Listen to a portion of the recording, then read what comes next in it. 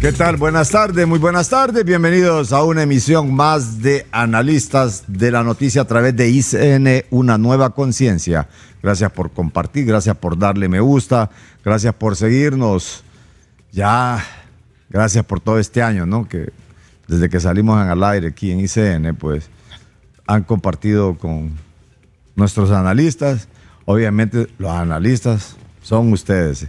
Y seguimos agradeciéndolos por esos comentarios constructivos que hacen día a día, que tratamos de ir mejorando la situación también, de ir mejorando los programas, de sacar programas que son por recomendaciones de ustedes. Ya estamos en el penúltimo día ya. Penúltimo, sí. Se va 2024 y se va lleno de promesas. Se va... Pues al final de cuentas, ¿qué nos puede deparar? Algunos suelen decir feliz año, pero es por costumbre más que todo que por otra cosa. Pero está tan trillado eso que ya no cuadra.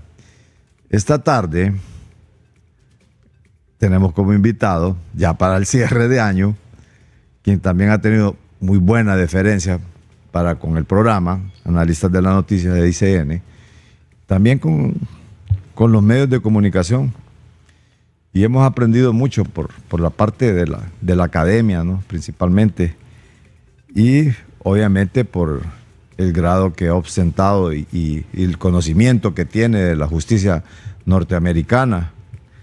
Me refiero al analista internacional y máster en Derecho, abogado José Tercero Midense, exfuncionario judicial del estado de la Florida. ¿Qué nos puede decir el doctor Tercero en relación a todas las leyes que conoce de los propios Estados Unidos? Y aquí ha trascendido, pues no sé de dónde se ha afectado, pero tengo entendido que que es uno de los personajes invitados especialmente a la toma de posesión de Donald Trump. ¿Nos puede confirmar eso, doctor? ¿Es cierto? Primero que todo, le mando un abrazo grande a ICN, a usted, licenciado López, y por supuesto a Andrea, que es la conexión internacional, y lo más importante, como usted lo decía, a la amable audiencia, para que el día de hoy aprendamos cómo se hacen los análisis constitucionales desde el punto de vista académico, incluido la experiencia que hemos tenido como funcionarios del estado de la Florida en el Poder Judicial y algunas otras actividades privadas. Y confirmando la noticia suya, estaremos el día viajando desde Dallas, Texas, el día 18 de junio hacia la ciudad de Norfolk en Virginia, donde será la sede para estar en la toma de posesión del presidente de los Estados Unidos de América, Donald J. Trump, número 47. Y por supuesto hay una agenda interesantísima y sobre todo de mucha celebración. El sábado estaremos en uno de los hoteles del centro de Washington, D.C., con el futuro o supuesto secretario de Estado, don Marco Rubio, igual mi senador del estado de Texas, Ted Cruz, y otras personalidades celebrando el día sábado 18. El domingo habrán unos eventos importantes en Washington, D.C., y por supuesto, el día importante de la toma de posesión del presidente, el día lunes, estaremos nosotros en el edificio del Heritage Foundation en la mañana con un desayuno y por supuesto en algún lugar viendo la toma de posesión del presidente, y luego tendremos un almuerzo en ese mismo edificio que está en la avenida Massachusetts, y después del almuerzo estaremos haciéndole vaya al presidente en el recorrido que hace histórico el presidente Donald Trump. Bien, pues enhorabuena. Doctor, vamos a entrar en materia porque ya el tiempo hay que aprovecharlo a usted, pues. Doctor, fíjese que aquí pues han habido algunas discusiones en cuanto a la lista Engels. ¿Realmente tiene caducidad la lista Engels? Porque aquí se ha dicho también, ahora no, usted creo que está al tanto de que ya aparece una magistrada también de la actual Corte Suprema de Justicia, me refiero a la abogada Sonia Marina Dubón, y quienes se han defendido pues tratando de desprestigiar esta ley y diciendo que es una situación injerencista del imperio norteamericano en nuestro país. ¿Por qué aparece una persona en la lista Engels? puede explicar un poco también en qué consiste la lista, por qué aparecen esas personas y cuáles son las consecuencias que tienen, o es una sanción moral o hay algunas sanciones de otro tipo, aparte de que se ha dicho que lo que pierden inmediatamente es la visa. Y la visa es el Estado es una deferencia por parte del Estado quien la otorga a quien se la quiera otorgar. Doctor. Hoy vamos a comprender y entender a aquellas personas que les guste el análisis internacional cómo funciona la ley 353. Número uno, no es una sanción moral. Las sanciones morales las hace un padre, un cura, o un sacerdote, un pastor, o un padre o un hijo. La sección 353 funciona de la siguiente manera. Cuando en la ley incluyó que la justicia norteamericana podría o puede extraditar a una persona por actos de terrorismo o de narcotráfico en contra de los Estados Unidos de América, Estados Unidos pensó que en los actos administrativos que sean en contra de la ley en los países de origen, en el caso de Honduras, emitir una resolución en el Congreso y pasar lo que se llama la ley Engels. ¿Qué significa esto? Significa que cuando Estados Unidos, el presidente de Estados Unidos, le da instrucciones al secretario de Estado norteamericano y él hace lo que se llama la investigación. ¿Cuál es el elemento importante de esta ley? El elemento importante se llama la credibilidad de la información. Entonces, cuando Estados Unidos, el presidente y el secretario de Estado tienen una información credible y esa información credible viene de una fuente, y si esa fuente es credible, que ese es el análisis correcto, entonces se transmite hacia los Estados Unidos y Estados Unidos puede emitir con esa información credible la fuente de donde viene, y si la fuente es creíble, entonces emitir varias resoluciones. No es una sanción moral, es una sanción administrativa de los Estados Unidos que está indicando que una persona en Honduras ha emitido o ha hecho un acto en contra de la ley si es funcionario del Estado. Vamos a explicarlo, licenciado López, a cada uno de los tres, porque cada uno de los tres tiene un elemento diferente. Entonces, en ese sentido, la primera parte es una sanción administrativa, número uno. Número dos, ¿para qué o por qué se le quita la visa? Mire qué interesante, la visa no se quita porque la ley Engels lo diga, sino porque el acto que comete esta persona es un acto de inadmisibilidad migratoria. Entonces, ¿qué significa?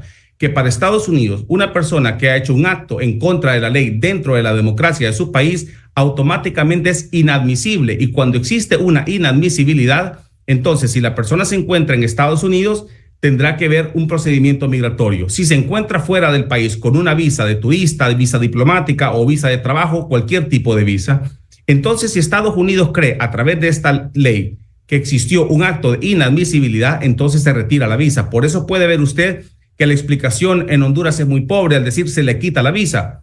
Eso lo sabe todo el mundo. ¿Cuáles son los elementos? ¿Para qué sirve? ¿Por qué? ¿Y para qué son el análisis que hace Estados Unidos? Entonces, la primera parte, licenciado, es ¿para qué o por qué se quita una visa? Porque existe un tipo de acción inadmisible hacia los Estados Unidos. Y, como lo he explicado siempre, la visa tiene dos elementos o dos partes. Una, quien le entrega la visa es el Departamento de Estado, o sea, en este caso la embajada. Y número dos, quien lo deja entrar a Estados Unidos cuando viene en el aeropuerto o cuando viene por tierra, etcétera, es el Departamento de Seguridad norteamericana. Así que en ese sentido, en la primera parte, no es una sanción moral, están completamente equivocados, es una sanción administrativa de Estados Unidos que encuentra un acto de corrupción y que si ese acto es inadmisible en los Estados Unidos, le retiran la visa. ¿Qué es lo que está dando el mensaje a Estados Unidos? Es que Honduras tiene que investigar esos actos. Bueno, bien, ahora, ¿tiene su tiempo de caducidad esto o realmente una vez que está en esa lista, ¿hay alguna manera de que un hondureño o alguien que esté señalado, en este caso ha habido nicaragüenses, salvadoreños, guatemaltecos y hondureños, puede retirarse? ¿Qué puede hacer un hondureño para que lo retiren de esa lista? ¿Hay algún mecanismo, doctor? Yo he escuchado ridículas presentaciones, análisis y defensas que van a ir o asistir a la Corte Interamericana de Justicia para emitir una presentación de un documento.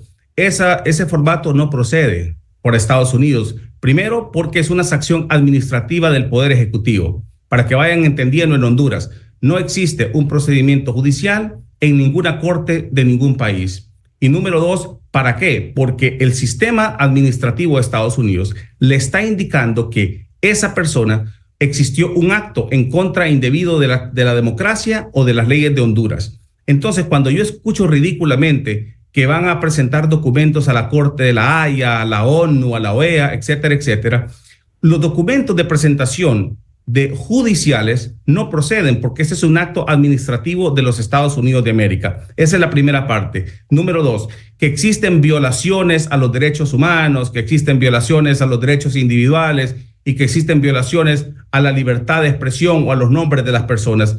Estados Unidos no está haciendo ninguna violación. Lo que está haciendo es indicándole a Honduras que estas personas que están mencionadas en la lista cometieron un acto indebido con la información creíble que tienen los Estados Unidos de América y la fuente de donde viene.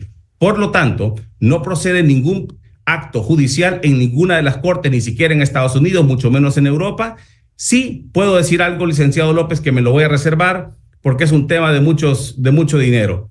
¿Existe algún procedimiento para poder ejercer o contrarrestar lo que aparece en la lista Engels? Pero eso me lo tengo que reservar por asuntos, por supuesto, no lo voy a dar así nomás gratuitamente al país, pero acciones directas con Estados Unidos o con alguna corte internacional no procede. No procede. Y esto de que venga el funcionario, en el caso de la abogada Sonia Marlina, que le exige al Departamento de Estado que le dé pruebas del por qué le quitan, y que ella también ha aducido de que, porque el único argumento que tiene es porque dice que firmó una cuestión sobre lo de las sedes, que eso pues hay mucho escepticismo aquí, de eso no. Algunos dicen, bueno, si no solo una persona lo firma, sino que lo firman varios magistrados, entonces ¿dónde está el resto de magistrados? ¿Por qué no aparece el resto? No, parece que hay otras cosas de fondo en este caso. Realmente está en la obligación de Estados Unidos de darle una explicación por qué se le quitó o por qué la incluyó en esta lista. La materia gris en Honduras en el tema del análisis internacional es muy pobre. Primero, no existe ninguna acusación judicial directa en contra de las tres personas. Existe una acusación directa administrativa en donde hay un acto indebido en contra de la democracia y en contra de la Constitución. ¿Y qué dice el procedimiento analítico de Estados Unidos en la ley Engels? Dice que si existió un contrato, un acto indebido con lavado de activos, una intimidación o causa de fuerza en contra de una persona para hacer actos indebidos. Esos son los 4 elementos. Si existe cada uno de esos 4 elementos, licenciado López, Estados Unidos podrá, con la información creíble, retirar lo que se llama la visa y algunos otros beneficios que pueda tener esa persona dentro de los Estados Unidos. Entonces, cuando yo escucho a las personas que solicitan a un departamento de Estado alguna notificación o alguna evidencia de cuáles fueron las informaciones creíbles que se utilizaron para nominarlos en la lista Engel, entonces ellos lo que están haciendo es digamos nosotros, un acto de mera ignorancia en los procedimientos internacionales. Primero, Estados Unidos, cuando hay una decisión discrecional con la información creíble, lo voy a volver a repetir. Sí. Cuando existe una información creíble y una decisión discrecional de los funcionarios del Estado, del Departamento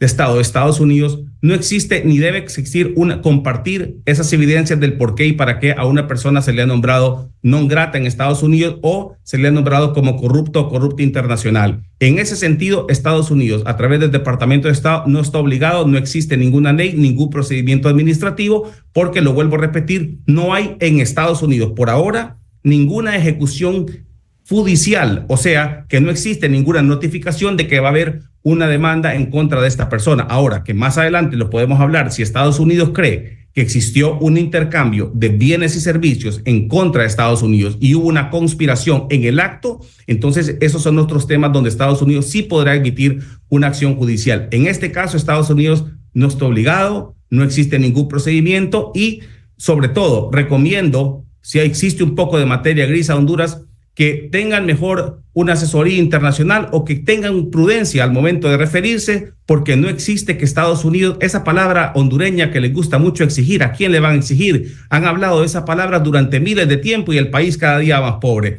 Entonces, Estados Unidos, repito una vez más, no tiene la obligación, en este caso, de presentar ninguna prueba o de hacer alguna definición a una persona que lo solicita. Te repito, ¿hay caducidad dentro de esto o queda marcada de por vida la persona que aparece en esta lista?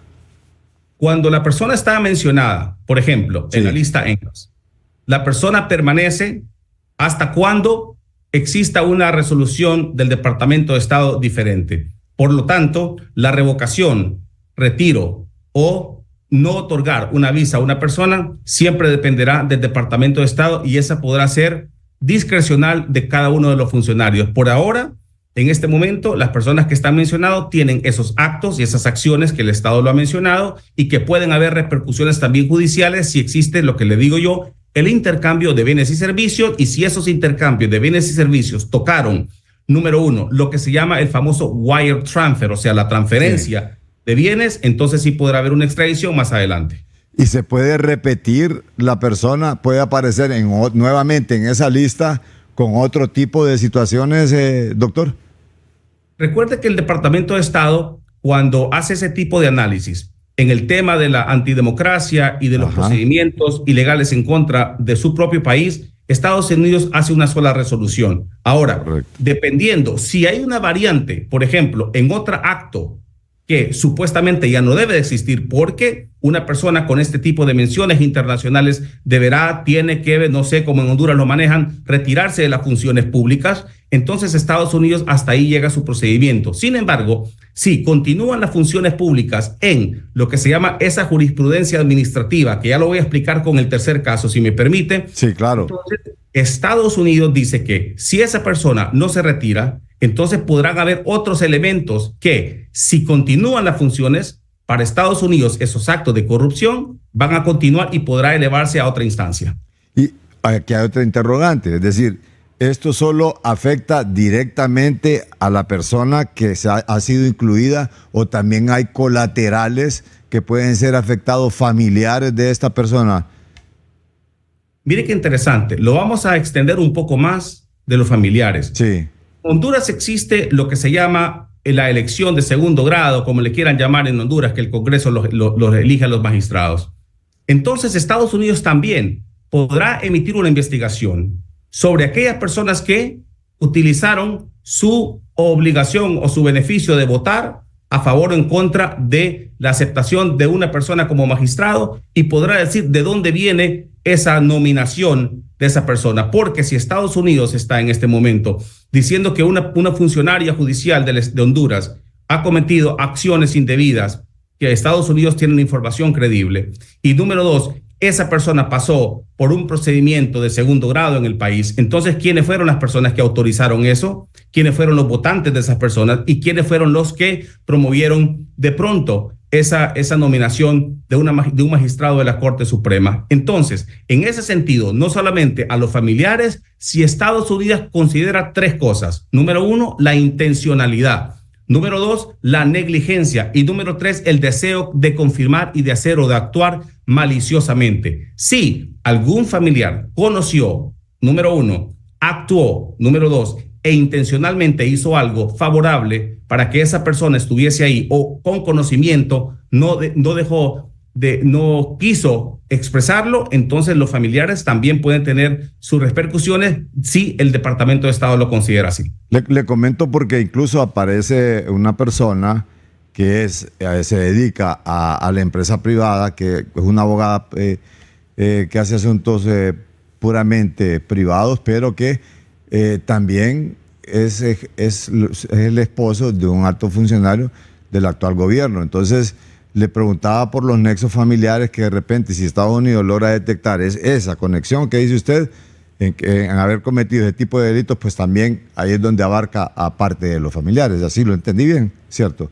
Licenciado López, mire qué interesante. Cuando Rafael Amílcar Falla Ovalle, un jurista salvadoreño, estaba encargado de un procedimiento penal a favor de 5 coroneles salvadoreños en el caso de alguna violación de derechos humanos, que a mí no me interesa lo que es el derecho humano, estoy poniendo el ejemplo de dónde deriva lo que es la tercera persona, que gracias a usted ya se adelantó a la pregunta. Entonces, don Rafael Amílcar Falla Ovalle constituye una acción antidemocrática en los juicios de los 5 coroneles en El Salvador y decide que algunas evidencias que no estaban presentadas y que no pertenecían a la causa criminal, él las presenta, y no solamente eso, sino que hace influencia en el Poder Judicial para que existan algunas resoluciones a favor de los coroneles en ese caso internacional. ¿Qué dice Estados Unidos? Estados Unidos dice que no solamente los funcionarios de un país, sino que también aquellos que han hecho algo en contra en un procedimiento, especialmente como estos, en la influencia en los coroneles en el Poder Judicial salvadoreño, también podrán tener la penalidad, repercusiones o sentencias administrativas. Y entonces, la tercera persona que usted hace mención, la abogada privada, en este caso, la resolución que emite Estados Unidos es basado en la jurisprudencia administrativa de Rafael Amílcar Falla Ovalle, el abogado salvadoreño, en donde privadamente ejerció su profesión, pero que influyó en lo que es el trámite judicial, en la presentación de algunas evidencias que no tenían nada que ver, y número dos, en la mala influencia, por cierto, de la justicia en El Salvador. Entonces, si usted puede ver, hemos separado, y le agradezco mucho eso, los dos primeros casos. Los dos primeros casos es como funciones públicas, y el tercer caso, que en Honduras no lo entienden hasta que lo hemos explicado nosotros, del por qué y para qué una persona individual puede también ser nominada en la lista Engels por el caso salvadoreño. Y en el caso de que esta persona tenga vinculación directa también por su nexo familiar con alguno de sus padres, por ejemplo, que es de origen norteamericano, ¿qué es lo que ocurre también aquí, doctor? El Estados Unidos puede revisar y puede irse al origen. Por ejemplo, hay casos en donde el Departamento de Estado ha retirado, revocado o no aceptado las aplicaciones de las visas de personas que han tenido vinculación con las familias. Por ejemplo, la sección, digamos, 1227 o la 1387, algo así, cualquiera de esas dos, le permite a Estados Unidos la liberalidad, discrecionalidad, porque así se dice, sí, de otorgar una visa o retirarla. Si Estados Unidos considera de que la pareja de esta persona o los hijos de esta persona también deben de ser sancionados administrativamente, Estados Unidos lo puede hacer. Y mire qué interesante, para poder contrarrestar, cuando a una persona individual le quitan, por ejemplo, la sanción administrativa, en este caso la persona individual, el abogado individual, y un familiar está dentro de las funciones públicas, Estados Unidos puede ver con buen ojo el retiro de esa persona, por ejemplo, que sea un secretario de Estado o un gerente de alguna institución, diciendo que si mi pareja en este momento tuvo la nominación en la lista Engel, yo como funcionario del Estado me retiro de las funciones, y Estados Unidos lo puede ver a bien diciendo que se retira completamente, y es posible que no se le retire la visa. Si la persona continúa en las funciones, entonces Estados Unidos podrá directamente retirarle la visa a la persona o no ser ser inadmisible en Estados Unidos, pero esa es decisión del Departamento de Estado. Pero también es un buen consejo que se le da aquí, que no se ha mencionado nombre, y nos referimos al ministro de Gobernación y Justicia, que es el esposo de la abogada Pamela, porque él es de Tomás Vaquero Morris, creo que es. Pero sería bueno también, ¿verdad? Es decir, de repente renunciar de un cargo, pero eso ya queda a criterio de él también, si él no tiene nada que ver. Doctor, ¿quiénes pueden, digamos, volviendo ya siempre, no sé si podemos hilvanarlo o sería una extrapolación del concepto, este tipo de delitos, o no delitos, sino que de este tipo de sanciones administrativas, ¿qué pasa con los indultos presidenciales? ¿Qué pasa con los indultos presidenciales?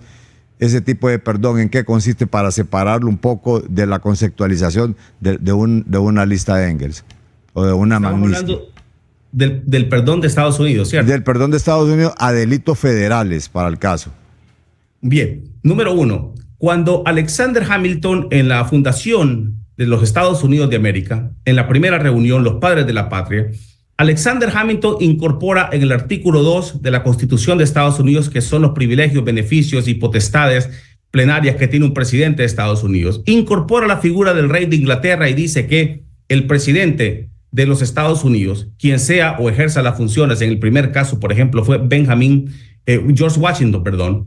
En ese sentido, cuando Alexander Hamilton dice que va a incorporar la figura del perdón en la Constitución de los Estados Unidos, especialmente en el artículo número 2, le indica al titular del Poder Ejecutivo, o sea, al que iba a ser primero, y le dice que esa figura de Inglaterra, de la Gran Bretaña en ese tiempo, va a ser que el presidente tendrá el poder plenario de perdonar a aquellas personas que tengan o que hayan cometido delitos federales en contra de los Estados Unidos. ¿Qué significa eso? Que cuando Alexander Hamilton redacta el artículo 2 de la Constitución americana, le entrega poderes plenarios a un presidente o al titular del Poder Ejecutivo y le dice que, excepto en un caso, no podrá utilizar la figura del perdón, que es en el caso de perdonarse a él mismo o en el caso de lo que se llama el impeachment. Y en ese sentido, el presidente en cualquier momento, en cualquier lugar, por cualquier delito, sea federal, que vengan de las cortes del distrito, por ejemplo, licenciado López, usted ha visto el asunto de Nueva York, para ser más fácil, porque Honduras se puede ubicar un poco más. Si cualquier resolución hecha por un jurado o la declaratoria de culpabilidad en el caso del plea bargain de una persona en delitos federales, Alexander Hamilton colocó la figura en el artículo 2 y ese artículo 2 le da la potestad al presidente de 4 opciones. Número 1, lo que se llama en Honduras la amnistía. Número 2, lo que se llama el perdón parcial o total. Número 3, lo que se llama the remission. The remission significa que el presidente podrá, si la persona está actuando, digamos, está en la cárcel 10 años, el presidente podrá decir que por ese delito federal, en vez de cumplir la condena de 10, va a salir libre de la cárcel y va de pronto a pagar una multa o va a hacer un servicio comunitario. Entonces, esas 4 opciones la tiene el presidente. Lo que se llama el indulto, por ejemplo, no existe directamente en las 4 figuras que otorgó Alexander Hamilton al presidente. Por lo tanto, si el presidente de Estados Unidos considera, un ejemplo fácil para todos ustedes es el caso del presidente actual de Estados Unidos con su hijo, que hizo un perdón total, que ni siquiera tuvo que ir a la audiencia de finalización para lo que se llamaba la sentencia, entonces el presidente lo ha perdonado. Repito una vez más, esos son los 4 tipos de perdones que existen en la Constitución, artículo 2, y que el presidente de Estados Unidos lo puede hacer. Bueno, esto es lo que hizo el actual presidente con su hijo. ¿Lo pudiese hacer el presidente entrante con los delitos que a él se le imputan de autoindultarse, doctor, o autoperdonarse? El presidente de Estados Unidos, en la sección última de la 2, Alexander Hamilton dijo que el presidente de Estados Unidos no se puede perdonar solo. Entonces, cuando el presidente está involucrado en algún asunto estatal o en un asunto, digamos, federal, únicamente el retiro puede ser de 2 maneras. 1, el retiro de la fiscalía que diga que no encuentran los elementos oficiales para la culpabilidad de un presidente, y número 2, que no lo encuentren culpable en lo que se llama en una acción. Cuando usted presenta las mociones de defensa, por ejemplo, la moción de la cuarta enmienda, la moción del retiro de las pruebas, lo que se llama the poisonous tree, lo que se llama de dónde viene esa evidencia, si la evidencia fue obtenida de manera correcta y si ese procedimiento no fue violado al presidente, o que si existió en el caso cuando se metieron a Mar-a-Lago, por ejemplo. En ese sentido, el presidente podrá presentar ciertas mociones o escritos, por ejemplo, dimitiendo o solicitando a la Corte que esa acción de ingreso a Mar-a-Lago y que esa obtención de las evidencias violaron la cuarta enmienda. Y para hablar de la cuarta enmienda nos llevaría casi como 3 o 4 programas, pero para darle más o menos una idea, una definición, sí, aunque la policía o el FBI o quien sea, la DEA, etcétera, etcétera, utiliza un procedimiento que no va de acuerdo a la cuarta enmienda, y si hay una violación al procedimiento constitucional de obtención de las evidencias, y si no existe una excepción a lo que se llama ¿cómo le puedo decir en español? A lo que se llama la obtención, por ejemplo, de esa evidencia, que no hay un acto indebido de parte de la policía, entonces el presidente podrá hacer el retiro a través de esas mociones, pero eso lo harán los abogados. Y una vez más, esas acusaciones que tiene el presidente no son impedimento para que tome posesión. Fíjese que, bueno, aquí varias gente se hizo la consulta y dijo, al ganar Donald Trump, no se descarta la posibilidad de que pudiese producirse un indulto o un perdón para el expresidente Juan Orlando Hernández. ¿Pudiese aplicarse esto o no pudiese aplicarse? Especialmente porque creo que está por delitos federales también. Pero esto, doctor, se lo voy a dejar después de esta breve pausa para que me conteste, por favor. Gracias.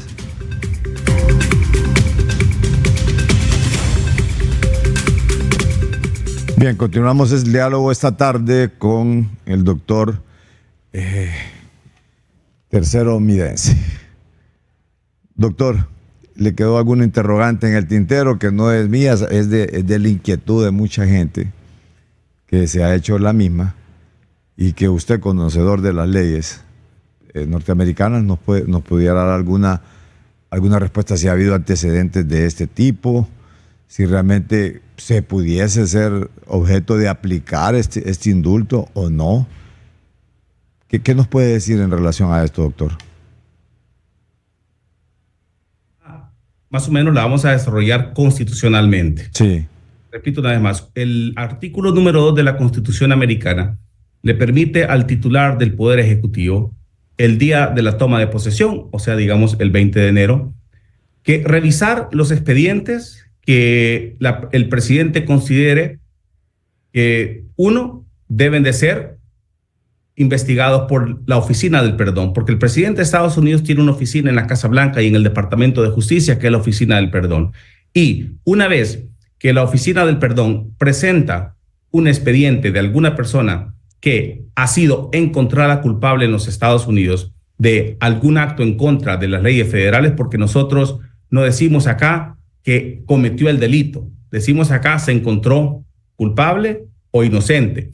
Independientemente de eso, cuando la persona se encuentra culpable de un evento federal contra los Estados Unidos de América, de cualquier tipo de delito, porque Alexander Hamilton no clasificó que si era extranjero o si era local, no clasifica si el delito era alto o mayor, no clasifica eso. Él dice que el presidente podrá tener la potestad, el privilegio y los poderes plenarios. El presidente de Estados Unidos tiene 5 poderes plenarios, y dentro de los 5 poderes plenarios, uno es el perdón dentro de las 4 opciones que le presenté a usted.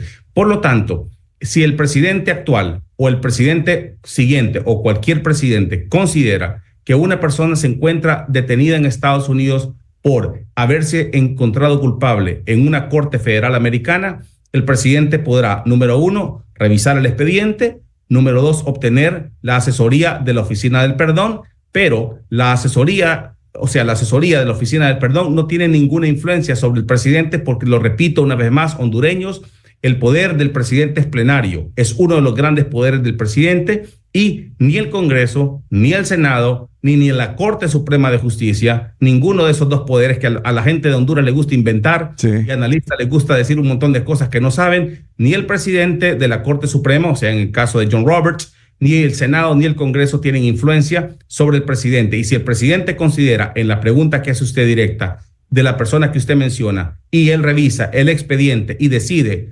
indultar, perdonar parcial, totalmente, la remisión, el retiro, etcétera, el presidente lo podrá hacer. Perfectamente. Es decir, que no se descarta ninguna posibilidad. Obviamente, con todo ese proceso que usted ha explicado de investigar, porque tiene su propia manera de investigar y de darle las recomendaciones respectivas, pero eso ya queda a criterio del propio presidente Donald Trump.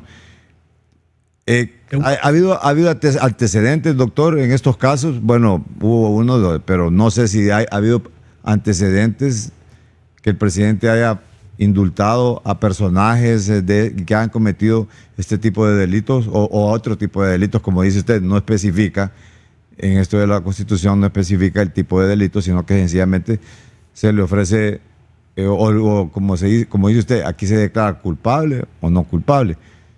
Cuando la persona ha sido encontrada culpable? Pues es una pregunta histórica que normalmente nosotros la miramos por encima en la clase de Derecho Constitucional de las escuelas de leyes, porque es más historia que derecho. Sin embargo, tenemos un ejemplo. El expresidente, por ejemplo, Jimmy Carter, que acaba de fallecer hace unos días, o creo que el día de ayer, utilizó la figura del presidente para hacer cualquiera de estas 4 opciones a personajes que habían tenido relación con alguna actividad de la izquierda internacional. Entonces, no se trata de que exista una acción anterior, se trata de que el respeto al artículo número 2, a la figura de Alexander Hamilton, fundador de la patria, en donde él ubica en el artículo 2 que el artículo 1 define el Congreso, el artículo 2 define el presidente, o sea, la Casa Blanca, y el artículo 3 decide la Corte Suprema de Estados Unidos. Esos son los 3 primeros artículos de la Constitución americana. Entonces, dentro del segundo artículo, indica que cualquier presidente, en cualquier momento, independientemente si George Washington presentó un perdón a los de la guerra civil y perdonó a los del sur con los del norte, etcétera, etcétera. Independientemente de eso, no debe existir una jurisprudencia, licenciado López, sino que simplemente el presidente revise el expediente y si él considera que esa persona debe de ser perdonada parcial totalmente, la remisión, etcétera, etcétera, entonces el presidente lo podrá hacer sin consultar siquiera a ninguna persona. Interesante, ¿no? Ahora, hay algo también aquí, doctor, y es el tema que manejó Donald Trump en su campaña, y es la política migratoria. Se ha hablado aquí de más de 260,000 hondureños que están en cola para la deportación respectiva. ¿Qué piensa? ¿Qué explicación nos puede dar, de acuerdo a la Constitución también norteamericana, sobre ese fenómeno de la migración, doctor? Número uno, constitucionalmente, el Poder Ejecutivo, a través del Departamento de Homeland Security, de Seguridad Nacional, que en este caso creo que va a ser Kim Nom, la que es gobernadora de Sur Dakota. En la sección 1227, indica que el presidente de los Estados Unidos tiene el poder plenario de retirar a las personas que se encuentran ilegales en Estados Unidos. Esa es la primera parte, sección 1227. Número dos, aquellas que son deportables, porque aquí no existe la inadmisibilidad, porque la inadmisibilidad solo existe cuando usted entra a Estados Unidos. La deportabilidad es cuando, por supuesto, lo deportan a su país. Entonces, son dos definiciones distintas. El presidente utiliza lo que se llama el concepto filosófico político de MAGA. ¿Qué significa MAGA? Número uno, volver a la Constitución. Número dos, volver a lo que se llama the rule of law.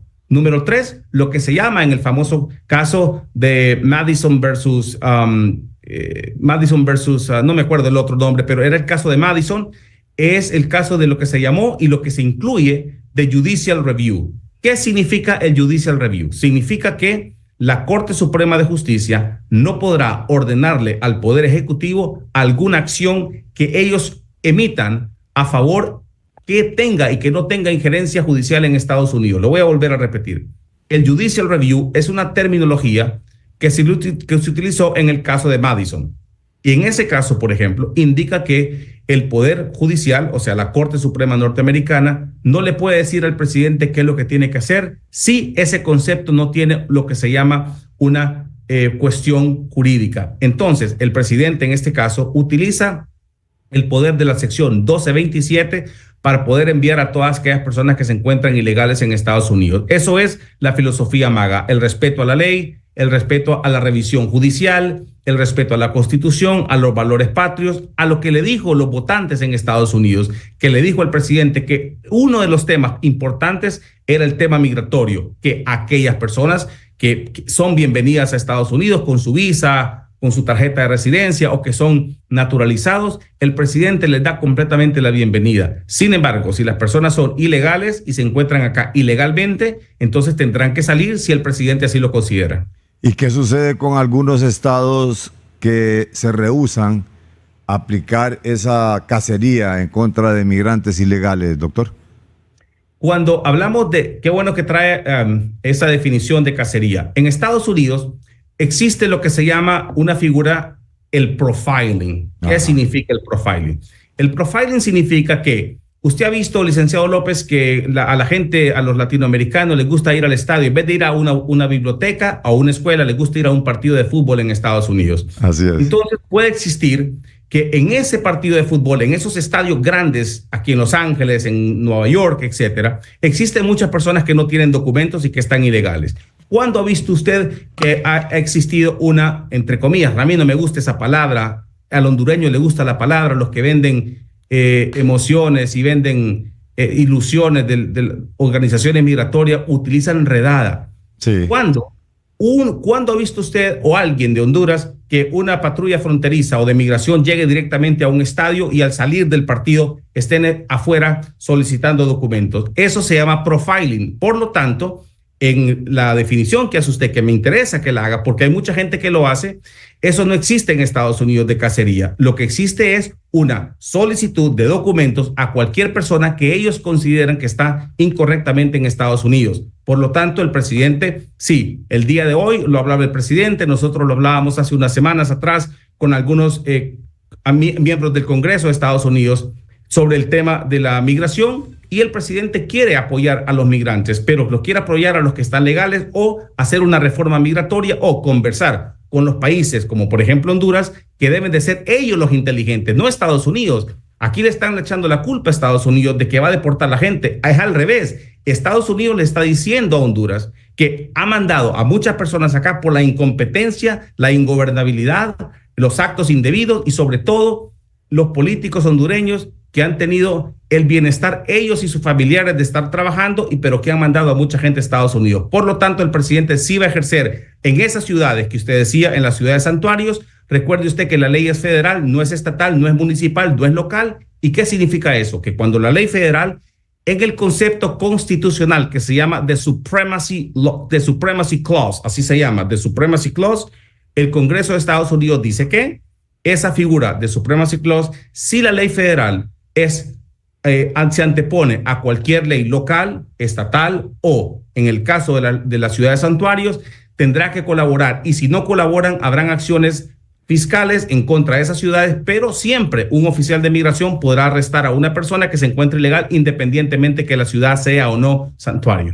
Y de hecho, creo que en una de sus campañas mencionó en algún momento de había que retirar esos fondos del Triángulo Norte porque no habían sido manejados tantos millones que se habían sido dedicados para Honduras, para Guatemala, para El Salvador, y que habían sido mal utilizados esos fondos. Y precisamente no se había hecho nada en el campo migratorio. Cuando usted dice, eso va a un señalamiento prácticamente directo al gobierno actual, cualquier gobierno que esté en el momento, por la cantidad de migrantes que han salido del país. Dice, porque han dejado salir tantos migrantes, es decir, si se les ha enviado tantos fondos y no se ha hecho nada al respecto. Esto tiene mucho que ver, doctor. ¿Y qué pasa con lo de las cuestiones de la gente que se han parado a un TPS? Mire qué interesante. En el Congreso de Estados Unidos, artículo 1, hay una sección que se llama Tax and Spending. Tax and Spending, o sea, impuestos y gastos, etcétera.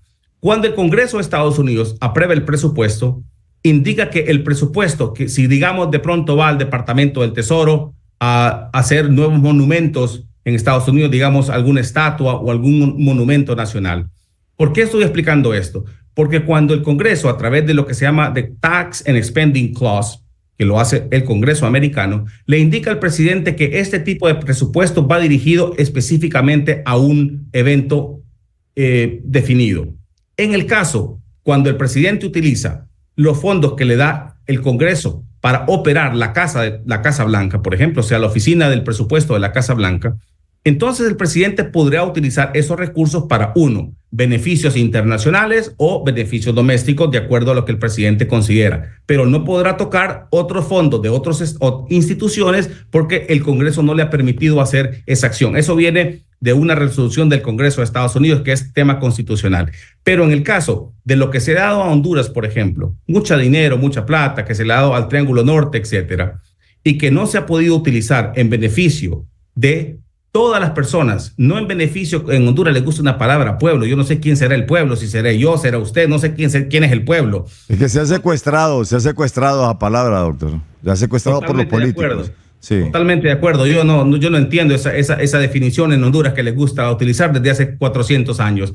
Entonces, cuando ese presupuesto no va para el desarrollo del país en cualquier tema, el presidente de Estados Unidos tiene la potestad en ese presupuesto, no en otros, retirarlo. Y nosotros en Estados Unidos, la gente, por ejemplo, que votó a favor del presidente, los más de 78 millones, independientemente que estuvieron en los estados donde se ganó la elección, por ejemplo, los votos electorales como Pensilvania, Michigan, Wisconsin, etcétera. Aún en California y en Nueva York, donde el presidente no obtuvo los votos electorales, la mayoría le dijo al presidente: queremos que se apliquen las teorías de MAGA, o sea, inversión, fuera los ilegales, seguridad nacional, reconstrucción de los valores patrióticos americanos, the rule of law, la supremacía de la ley, judicial review y, por supuesto, la reconstrucción de las escuelas, la cristiandad, la moralidad, la familia, donde el padre y la madre van con sus hijos a la iglesia en las mañanas y de pronto van a la escuela, y sobre todo escogencia de las escuelas. Estados Unidos con Donald Trump lo que hace es reconstruir de nuevo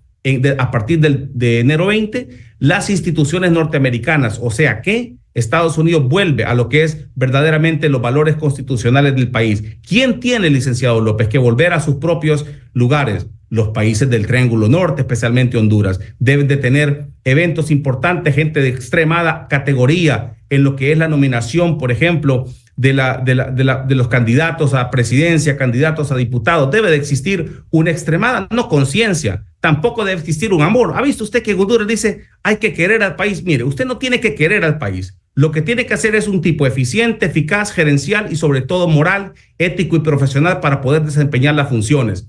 Entonces, Donald Trump lo que hizo, y rápidamente, licenciado López, la primera presidencia de Donald Trump, él intentó digamos, de pronto llamar a algunas personas políticos de Washington para que apoyaran con la presidencia de Donald Trump. ¿Qué sucedió? Que John Bolton, el ex asesor o ex embajador de George Bush en las Naciones Unidas, la primera orden que le da al presidente o sugerencia es que vaya a bombardear a Irán, que vaya a bombardear a Afganistán. Y el presidente Donald Trump no es eso lo que va a hacer. El presidente Trump es un tipo de altísima calidad moral, diplomacia, número 1, número 2, eficiente y eficaz, y número 3, de cuidar los valores norteamericanos.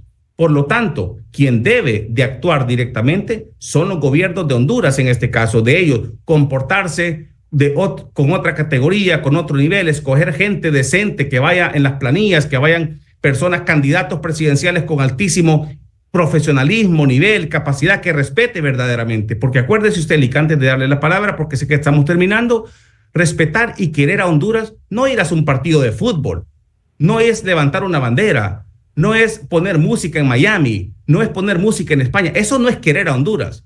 Querer a Honduras es comportarse verdaderamente como profesional cuando tiene que ejercer una función.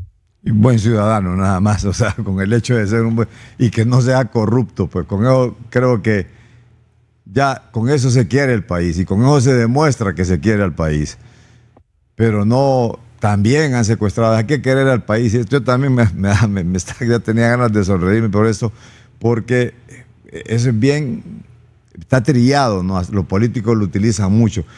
Doctor, ¿qué pasa con esos fondos que pagan los estados respectivos o los gobiernos de turno con esos famosos lobistas? ¿Qué hacen los lobistas de Honduras o que se le pagan a lobistas internacionales en Washington?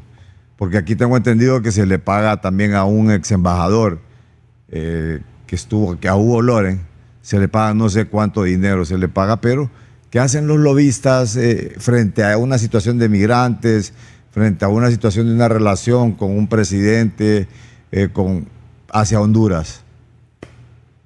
Mire qué interesante. El presidente Donald Trump, a través de MAGA, que es de pronto una combinación entre el gobierno de Richard Nixon, el primero, y por supuesto de Ronald Reagan, con la efectividad empresarial del presidente, él traza una línea y dice que si va a existir una conversación en la Casa Blanca a partir de enero 20, debe existir una conversación en donde existe intercambio de bienes y servicios, tanto para los Estados Unidos como para el país de origen. En el caso de los lobbies, por ejemplo, existen varios tipos de lobbies. Pueden ser lobbies políticos, lobbies sociales. El presidente de los Estados Unidos, y desde ahora se lo puedo decir, no va a permitir ese tipo de alcance. Lo que quiere el presidente de Estados Unidos es que el gobernante de los países centroamericanos, en el caso de Honduras, en este gobierno y en el que venga más adelante, que tengan materia gris y cerebro, no para decir que nos respetamos entre los dos, ni que los dos países son dignos. El presidente no anda en eso. El presidente anda en cómo nosotros, Estados Unidos, vamos a hacer intercambio de bienes y servicios y cómo ustedes van a apoyar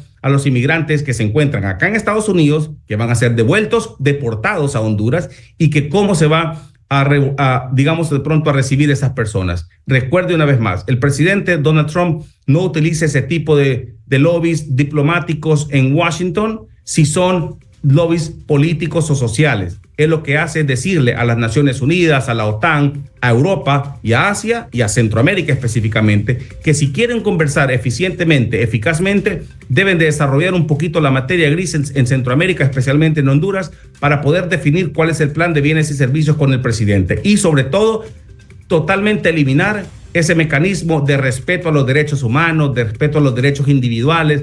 Vamos a cuidar a los inmigrantes en Estados Unidos de que no se les viole. Si donde se les ha violado todo es en Honduras. Es al revés. Entonces, ese tipo de lenguaje el presidente no lo va a permitir. Si es Marco Rubio confirmado como secretario de Estado, ese será el lenguaje que va a hacer el presidente. Y lo más importante, licenciado López, quien tenga la capacidad, digo yo, de materia gris, de poder conversar a esos niveles con el presidente y resolver el problema de bienes y servicios a favor de los hondureños que están desorientados, están abandonados y sobre todo no los quieren tampoco en Honduras, sino que los quieren dejar acá, porque Honduras quiere que le extiendan el TPS. El TPS sirve, yo estoy a favor del TPS, pero estoy a favor del TPS si existe una voluntad de ambos países de hacer un intercambio de bienes y servicios y no para utilizar el TPS para otras cosas. Entonces, si existe en el gobierno de Honduras una altísima, no sé si habrá o no habrá, el este o el que venga, un altísimo concepto de lo que es la resolución con MAGA, que es el presidente de Estados Unidos, entonces tiene que existir un intercambio de esos bienes y servicios y el presidente de Estados Unidos de pronto puede revisar cuál es ese intercambio, licenciado López, para beneficio de los inmigrantes que se encuentran acá, que están, como lo digo, abandonados, están olvidados y sobre todo no existe ningún apoyo para ellos. Obviamente que, como usted lo ha señalado, no es culpa de los propios Estados Unidos, sino que es culpa de las condiciones y el desplazamiento de violencia, extorsión, delincuencia, falta de oportunidades que se dan en el país, pues. Es decir, y la gente vive de corazón, pues dice, estamos como quien dice a merced de que por favor no nos vayan a deportar a esa gran cantidad de hondureños, pero no hemos hecho nada para que no se vayan, doctor. Mire qué interesante en 3 segundos. Cuando yo escucho comentarios hondureños, me fascinan los comentarios hondureños. No hay oportunidades, ¿no? Sí hay oportunidades. Usted puede ver que un presidente de una organización, un ejemplo, no para citarlo así, pero la Escuela de Periodismo, Derecho, etcétera, cualquiera de esas. El presidente, es el decano, es funcionario, es ministro, es todo. Cuando sale ese, viene la esposa, la mamá, el papá, el hijo y la tía. Cuando en el servicio exterior, por ejemplo, han existido funcionarios, yo no sé ese tema de carrera, ¿qué significará de carrera? Yo no entiendo qué es ese tema de diplomacia de carrera. De carrera o no, tiene que ser efectivo en la pirámide que tiene Honduras como necesidad. ¿Y cuál es la pirámide en Inglaterra, en España y en Estados Unidos? Los inmigrantes ilegales que se encuentran acá o los inmigrantes que están con el TPS. Esa es, licenciado López, lo que es la pirámide principal de la definición de lo que es la Cancillería. Cuando dicen que no hay oportunidad, no, sí hay oportunidad. Lo que sucede es que embajadores han tenido 15, 30, 40 años de estar en la misma posición, incompetencia, irresponsabilidad, incapacidad y sobre todo viajando por todos lados. Entonces, si esas personas que se gradúan o que están de cualquier edad, porque a mí no me gusta decir joven, mediano, alto, a mí no me interesa de qué edad son, cualquier persona que tenga oportunidad, ¿cómo va a tener oportunidad una persona, ya sea graduada o no, o sea, de cualquier edad, si el servicio exterior de Honduras lo tienen acaparado durante 40, 18, 20 años? Son las mismas personas. Entonces, sí hay oportunidad. Lo que no hay es moralidad y espacio para retirar a esas personas que se encuentran y que lleguen nuevas personas. Por lo tanto, yo sigo insistiendo que el problema no es de Estados Unidos, sino que el problema siempre ha sido Honduras. Doctor, en 30 segundos, estamos a vísperas de iniciar un nuevo año. ¿Cuál es su mensaje para el pueblo hondureño? Mire qué interesante, y lo dicho y lo voy a decir siempre. Número uno, me cuesta a mí decirle feliz Navidad y próspero año nuevo a Honduras, porque no es cierto. Yo no me gradué en la Escuela Política de Honduras, así que no puedo decir ese tema. Lo que sí puedo decir es que viene un año de elecciones. Y si existe una persona moral, capaz, profesional, decente, que pueda representar al país, uno. Y número dos, que supuestamente las elecciones deben de ser correctas en Honduras, con su voto usted puede definir y puede ver en la pantalla de televisión quién es esa persona que le pueda conducir. Y si no la encuentra, entonces usted puede más adelante nombrar a una persona, no que diga la verdad, sino que le explique a ustedes cuáles son los beneficios de tener a una persona capaz e interesante. Ese es el mensaje. No puedo decir feliz Navidad, no puedo decir próspero año nuevo, porque sería altamente irresponsable de mi parte. No me gradué en la política de Honduras, por lo tanto no puedo mentir al país, pero sí le mando un abrazo de José III Midense de cariño a aquel país que nosotros tuvimos, por supuesto, muchísimos beneficios y aportamos mucho a mi familia, eso sí lo puedo decir, pero desafortunadamente no me nace decir feliz Navidad y feliz año cuando hay 70% de pobres. Muchas gracias, doctor, muy amable. Un gran abrazo, licenciado López, a usted y gracias por permitirnos hacer ese análisis internacional. Un Muchas beso gracias. grande. Gracias, muy amable. El doctor José Tercero Midense, aquí en Analistas de la Noticia. Buenas tardes.